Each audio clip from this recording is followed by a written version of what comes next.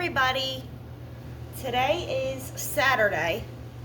It was a long and stressful week, that we've been anticipating.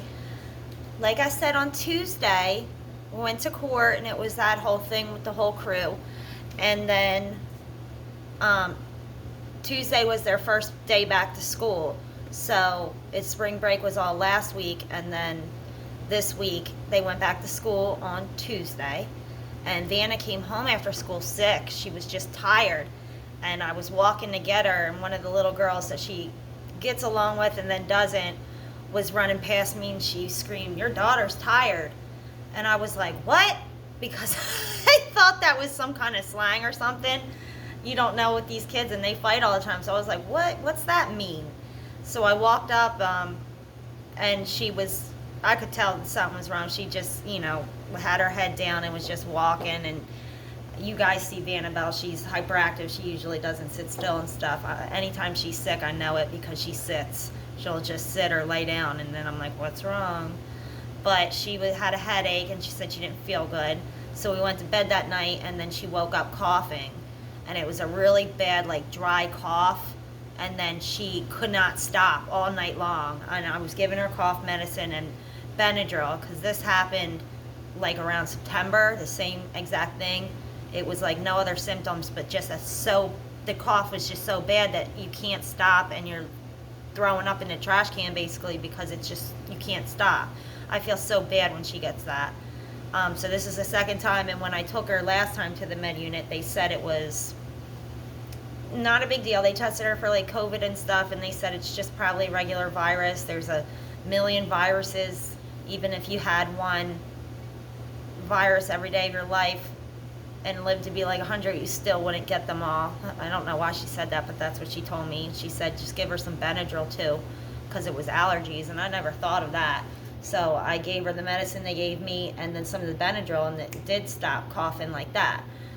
So I took her to the med unit because it was literally the same thing, and they gave me the same thing, and they tested her for COVID and the RSV, and they said they would call today if it was positive, and if they didn't, it was negative. So I'll call just to make sure, but they haven't called yet. But the coughing was kind of worse today. So my point is, she's been home all week with me sick, so I had to bring her everywhere. And we had the court on Thursday, or was that Friday? Friday, yes, it was yesterday. We had the court yesterday for her, the whole custody thing that Don did. And we're sitting there waiting, and I go in and I tell them, and then it's our turn. Well, the judge came out actually into the waiting room, and he was really nice and old, and he's like, "Did you feel anything?" And we're like, "No." What do you mean? And he's like, "It was just an earthquake." He said, and it's funny because it was the waiting room like this, and then behind this wall was the courtroom, and he said everything in there was shaking, but in the waiting room nobody even knew because nothing happened. So that was really weird, and I was like, I knew it. I've been saying for a year that we are due for something, and with this weather the way it is, it's just crazy.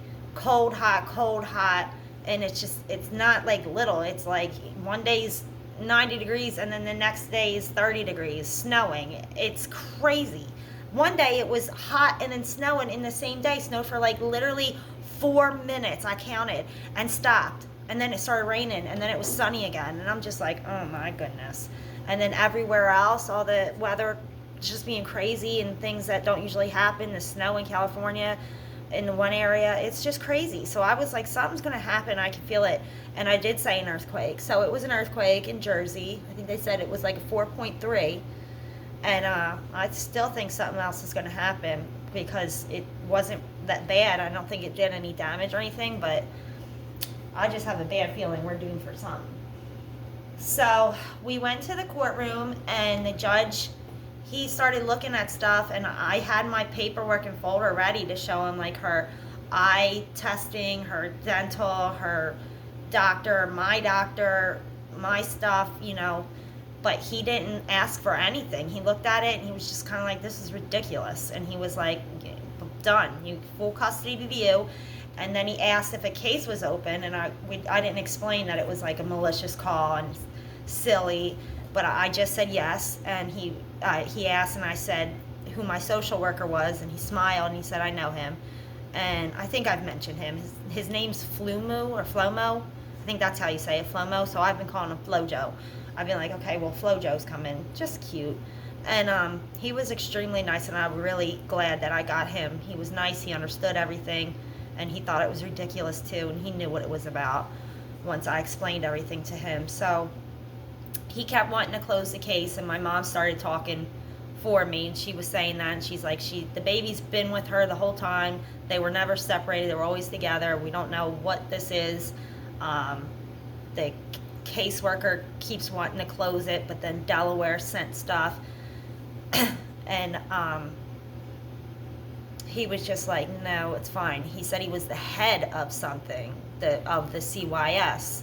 And he said, I can close this right now. It's done. It's closed. So he gave me custody and closed the case right then and there. And I was just like, thank you. And so that was, weight lifted off. That's great. So that was 2 birds with 1 stone. I'm very, very happy about that.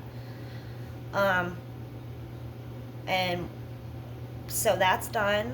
The house is done. We signed the lease on Tuesday. We sat here and signed the lease. All I have to do is get renter's insurance. That was the only must-have thing that was in the lease, which is going to add another bill, but I don't know. I'm going to have to look around for that.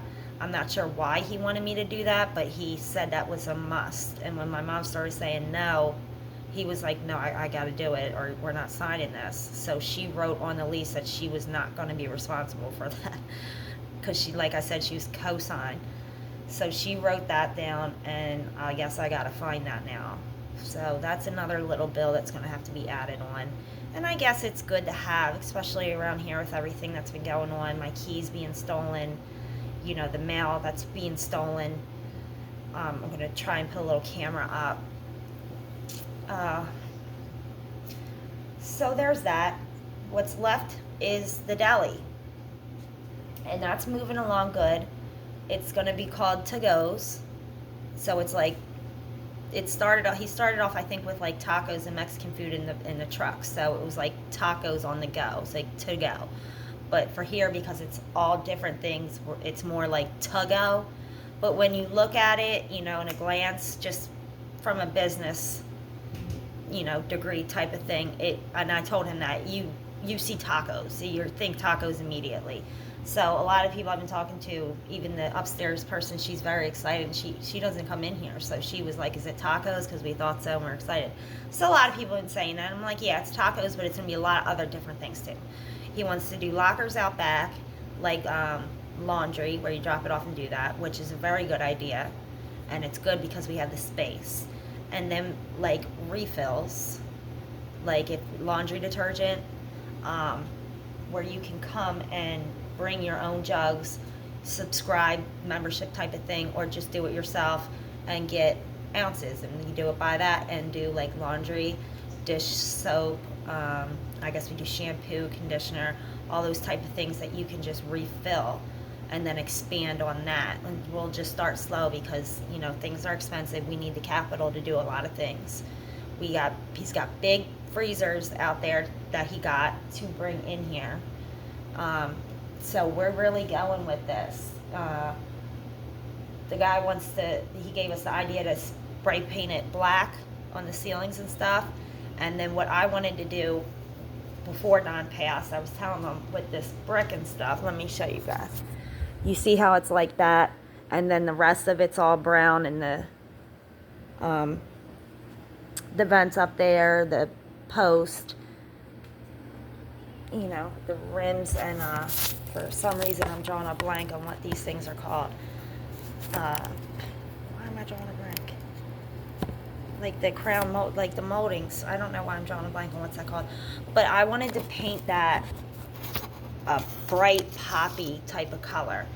And I'm looking at this. I can't really find the color on anything. It's something I did a long time ago on some, but it's kind of like this. It's a deep aqua, like greenish blue, more greenish in it. Kind of just like this on those walls where everything's brown. So this type of color with the black would really make it pop and just give a whole different vibe and mood.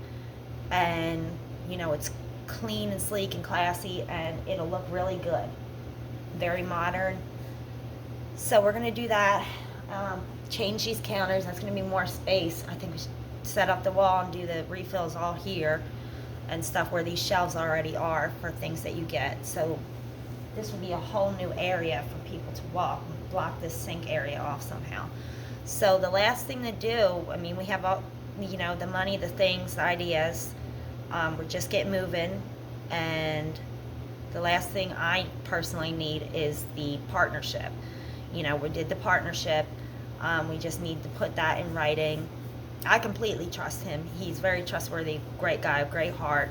I don't think he would do anything, but you just never know in these days, 5 years down the line, if we want to. I'm not sure if he got a 5-year option on a lease. I think so, though. That's how I set it up with Muhammad, and that's how Steve had it set up. So I think it's the same thing. I didn't look at the lease, but we just have to do that, and I got to just put that away in my folder just for us to have. It's safe for him too. That I came in with what I have, the inventory basically and stuff like that, and the equipment. I mean, so it's not like I'm coming in with nothing here at all. Every time I talk about that, I get a little fired up because of the way Steve talks, and nope, it's mine. So there's that. And then I've talked to him. We're going to do the sign. He already has like his labels and what he has for the signs and stuff. I just want the sign out here to say our names, because I'm on board with everything he wants to do and all that stuff. I just want the sign. That's all I ever wanted. He brought these cool eggs, but they're see, that's the thing. It's like he's really good with the environment and repurposing things and doing all that stuff, and fresh and healthy, wants to go in that direction too. So these are Pasture Dreams Farm. I never seen it before, but they're different types of eggs. I mean, they're all different colors even. I think he said, which I didn't know, is a chicken egg is only brown if the chicken's brown. And then I guess it's white chickens, white eggs. I never knew that. It's nothing I really talked about or thought about, but maybe it's common sense, but I lack that a lot. So I don't catch on to things quickly, never did. So that's cool, and they're really good, and it's going to bring stuff in like that. So his ideas, and then there's my ideas, which I haven't really been able to sit down and talk about my ideas, because what I want to do it's the money. I mean, we can do all these things, and it's really cool, and we'll stand out, and it's going to be unique and one of a kind, and I think it'll really take off. Like I said, this place has a lot of potential. It's just if you put the time, sweat, energy, and work, and just put your all into it, make it something. And that's what we both plan to do. But it's just like, it's life. You got to worry about paying the rent. You got to worry about paying the bills, and slowly do the things we got to do, because everything just costs money. That's what stops you in your tracks with everything. So maybe we can set something up for the business too, like a GoFundMe type of thing once we get started. I don't know, for people to try and help and support, because we want to give back to the community, and I personally do. I like that a lot, because I had a lot of support from this town that I was not expecting, and everyone was very kind and supportive, and they're all rooting for me, and it's nice. So it would be nice to give back to them and help them out, and I know everybody, and everybody's very nice. So it's a good community. My little Van Bam's sick. I feel so tired. We haven't slept in days because she was just hacking all night long, and I was just worried about court and stuff all this week, so I wasn't sleeping anyway. But then when I would fall asleep, it's I can't even imitate it. It's so bad. So she's feeling better now with that medicine, though. That's good. So that's a good update on everything that's going on now. I have to pay the rent on the 7th. So that is the last pretty much of what I have in the bank account. And then I have what we need for the bills. I started thinking, stuff I want to do with these videos too. I would have to get things slowly and stuff, probably from Goodwill and stuff, but I'm a 90s girl and I stay in that time. I always say I'm stuck in 1998, so I could do some funny things with things because I watch, you guys know how I watch like Buffy and Supernatural and Charmed and all those shows like a 16-year-old. That's still stuck in my mind, and all the clothes and the hairstyles, that's just me. So I see these videos of people imitating it, comparing themselves from then to now, and I'm just kind of like, well, I'm still there. So I think I could do those videos and it would be funny. Maybe that could be my niche. I'll try to work on that, come up with a script. I think it would be funny because it's what I do every day anyway. It's like I was like a alien or something when we started leaving the house. Go to the supermarket and be like, look at this, and oh my god, they came out with that. I was so shocked when I seen a cookie with chocolate in it. I forget who did that. I think it was Chips Ahoy or something. The liquid chocolate was in the cookie. I was like, wow. But they've made a lot of cool new stuff, and everything's just new and different. I don't really like it, but it is cool and different. So, that's pretty much what I got for today. I just want to let you all know that everything went good with Vanna, and that everybody that's been praying for me and supporting me and sharing my GoFundMe page, that helps a lot. I really, really a lot. Because the rent's okay, but then it's just all the bills, and then there's nothing, no disposable income right now. And because I haven't been here, whatever cash that comes in here is what I have in my pockets. I literally have no cash in my pocket. So I've been trying to get here in between hours the past 2 days, but then nobody knows the hours, so they're not even coming in right now. So it's a little scary right now. It's really, really tight. Everything's done now, so it's like you can sit and breathe. And I sat down earlier and I was looking at the pictures of Don here, because like I said, he always sat in this chair here and then watched the TV, and there's the pictures of him with Vanna, and he had his stuff. Those were the Tums he was taking the night he started the heart attack and the Mucinex. So I haven't had the heart to move anything of his. I was just looking at the insulin in the refrigerator when I was just throwing some things in the trash. I can't really do that right now. And it's not really real to me. So every time I think of him or try to think of it, I got to put it out of my mind, because I was just breaking down every time. And I just couldn't do that right now. But I'm also at that point where it's still like I don't believe it. I still think he's going to walk in that door and that he's just out, and then I don't feel like he's gone. I just don't feel like he actually passed away. And then what he was doing and stuff, it's just, maybe it wasn't real. Maybe he is somewhere and they put him somewhere, and I just don't feel like he's gone. So I'm having a hard time with that. And I guess I can start talking about that.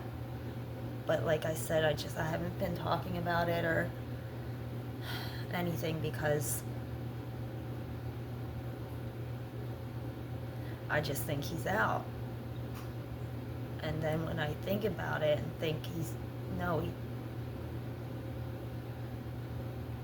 died, I don't think he did.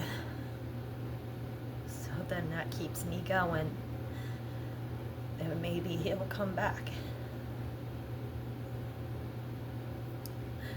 But I can't break down right now. I have so much to do.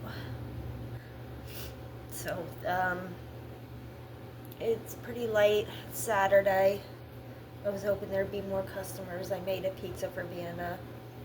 So I'm just gonna read a magazine. I actually seen something in this magazine. It's a camp for people who have lost somebody.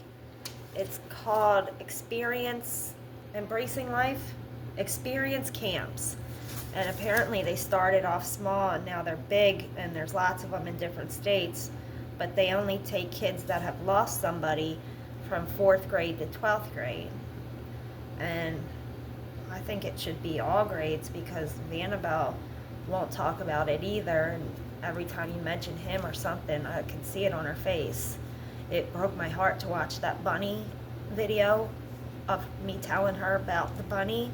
And then when she went to school on Tuesday, they had you draw and write what you liked about Easter in your break. And she drew me and her, and then she drew a picture just of the bunny. It was a bunny in a basket with a line around it, because that was the plastic around it. And she drew that her happiest thing was that her dad gave her that bunny, and with me and stuff. And I couldn't believe it touched her that much, and it was sad and hurtful in a way, but it did. She liked that, and I didn't seem like she cared, but I guess that's why it's hard to break through.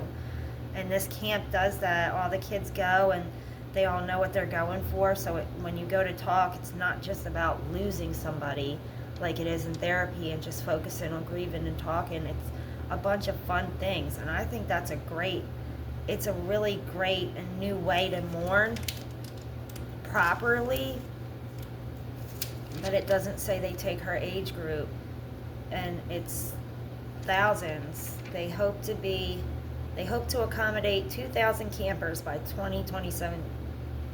So that's a great thing. Maybe they'll change the age group and open one closed in these states, because she wants to go to camp. And I was just looking at a booklet that we got from the med unit of all the camps in the area, and there's a lot of them, but something like that would be great, because she's so young, and it's very, very hard to deal with that. I don't even know how old I am. I'm 34, and I still didn't grieve properly about my dad, and it's very hard when you lose a parent, and I don't want her to be affected by it. But that place is really good. If anybody else Experience Camps wants to look that up, if you're going through the same thing, or your children, they might be in your state. They got a TikTok and a website. The website looked good. I was going to get on the website. This video is getting long. Where'd that go? Here it is. The website was just on here somewhere. I read it. It was by it's actually Jonah Hill's sister who started volunteering there, and then that's what made it popular. I think her advertising it, or I don't know. Is TikTok considered advertising? I don't know. I forgot about TikTok, actually. Where did I see the website? It was something like Mourn or Grieve. Griefsucks.com. And they created that to reach more kids, I guess, that can't go to the camp, and it's free, but it's just in certain states. So Experience Camps and griefsucks.com. So I would check that out if you're relating or going through the same thing or know somebody. So it looks really good. Alright, so I'm done for the day. Thank you for watching, and all the love and support and advice. And be careful, everybody, and please share my GoFundMe, and I'll see you next time. Have a great weekend and a great week. Bye, guys.